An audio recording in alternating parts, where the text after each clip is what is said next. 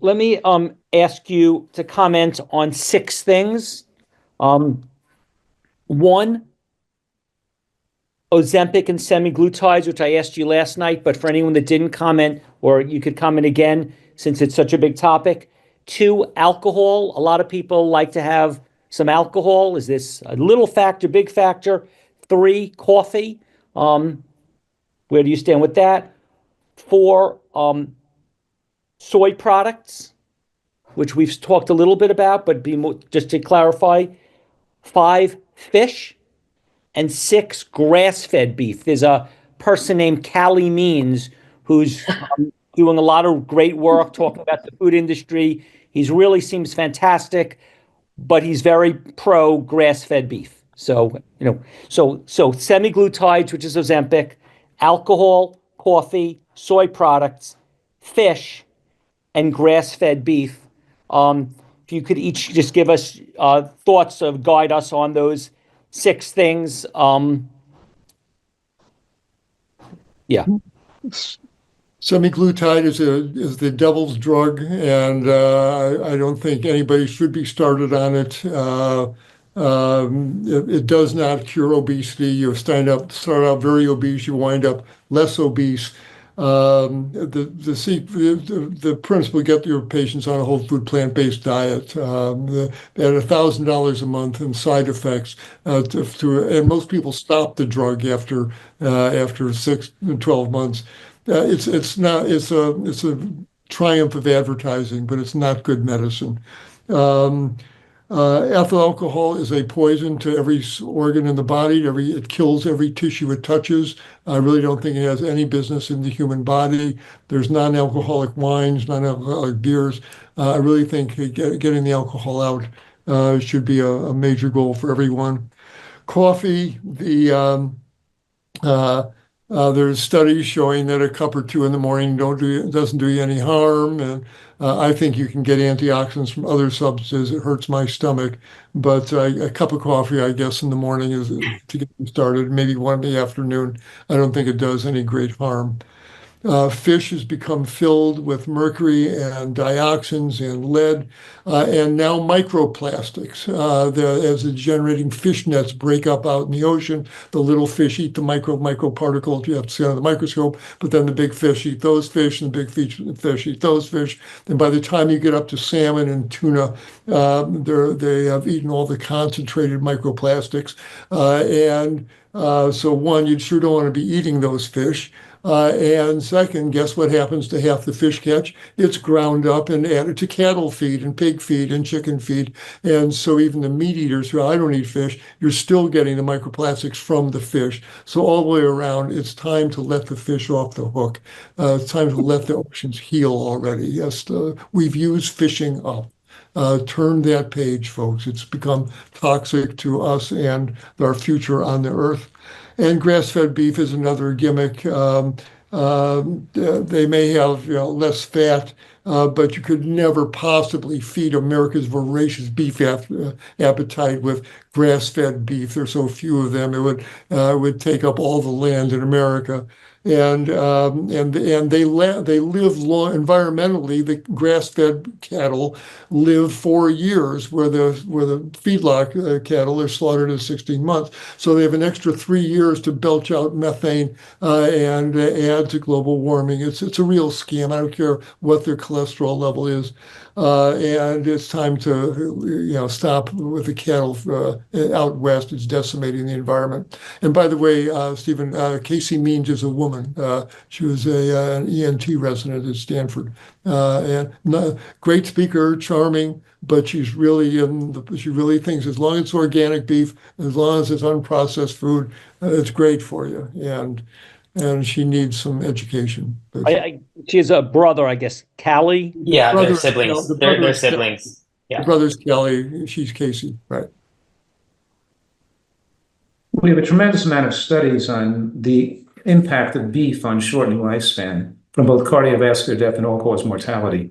And those studies are predominantly done on grass-fed beef, not on commercial feedlot beef. So whichever study we look at, whether they're done in Australia or South America, we don't see different results when people move to a more wild type of animal, of meat. We see the same detrimental effects. And that's why the World Health Organization, it's not just one study. We have 100 studies that corroborate this information. So you have to just have your head buried in the sand if you're going to think that that's the case. But if people want to eat a lot of meat, they're going to have to take those severe risks that come along with that. So, unfortunately, it's unfortunate that some people with degrees and with credentials are either not familiar with the scientific literature, or don't review all of it, or have a bias that leads them to only promote a viewpoint that's not adequately supported by the preponderance of evidence we have. It's just not supported.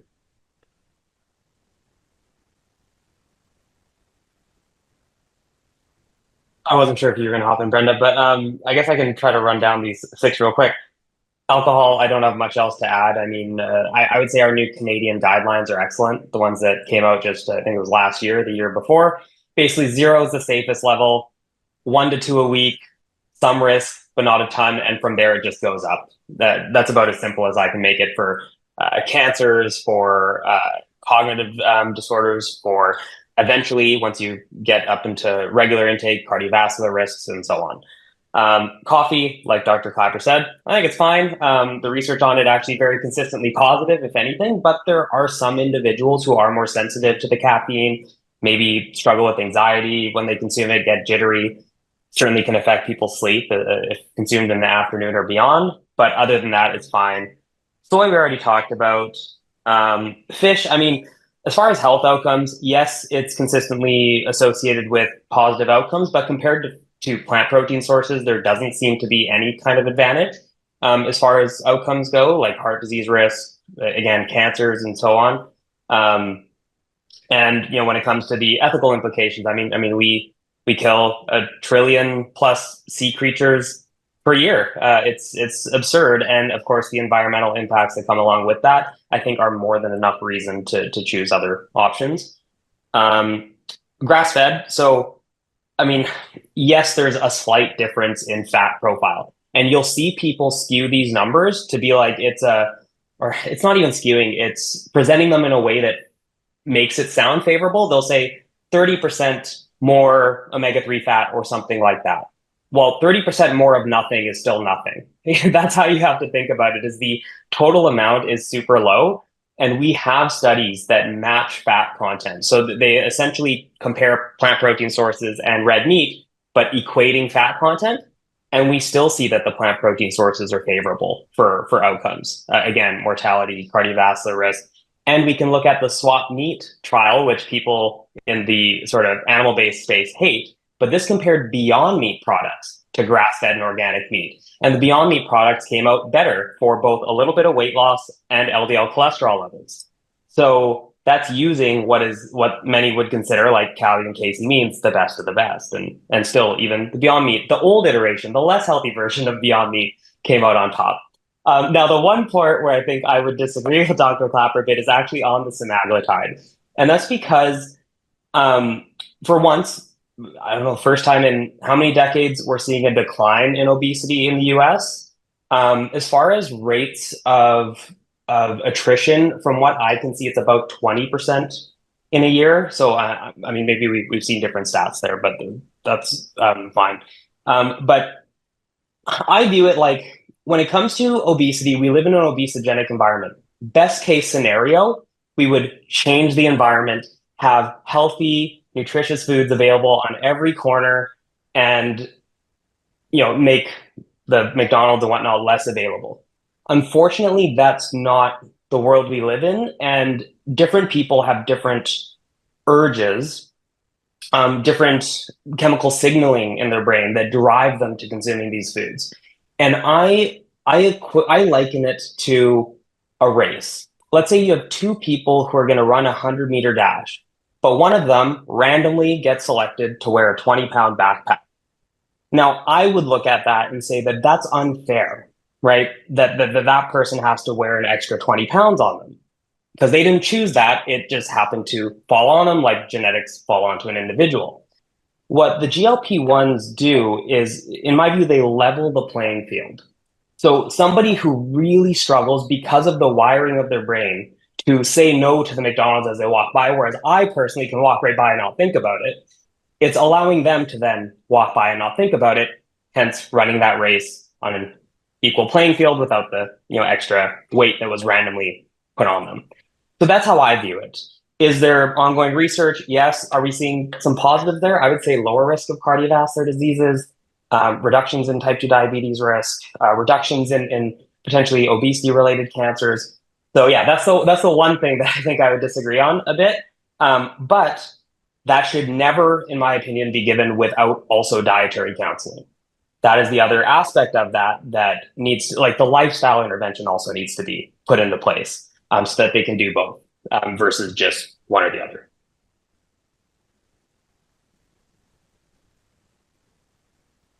Anyone else? Something? I don't really agree with you, Matt, but I think that drugs for high blood pressure, statins, and these weight loss drugs fuel complacency. They lead to this feeling of yo-yo dieting, looking for magic.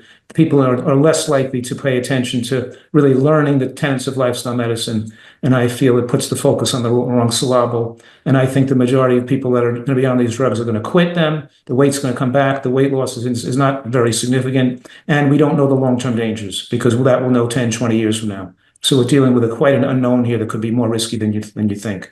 But my main problem with them is I don't see that having gastric bypass, lap bands, and drugs lead, when you follow people 3 to 5 years, leads to people resolution of their metabolic challenges compared to the type of education that we want to really give people, which doctors are not skilled in doing. The motivational techniques, the teaching about emotional health, and using all the tenets of lifestyle medicine to show how that, and I think that would beat out, if we had the proper trials, it would beat out drug trials hands down in the long term. So I'm not that as much on board with those as you are, maybe.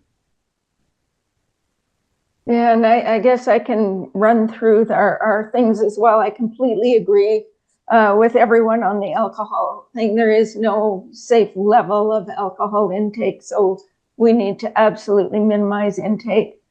Coffee, I think the evidence is fairly positive, especially for certain disorders like Parkinson's and so forth. So I've never had a cup of coffee in my life, and I don't think we need it. But I think that if one of the probably the worst things about coffee is what people put in it. So if you're adding sugar and cream or non-dairy creamers or whatever, that's what makes coffee so harmful. Fish, again, I agree with everything that was said.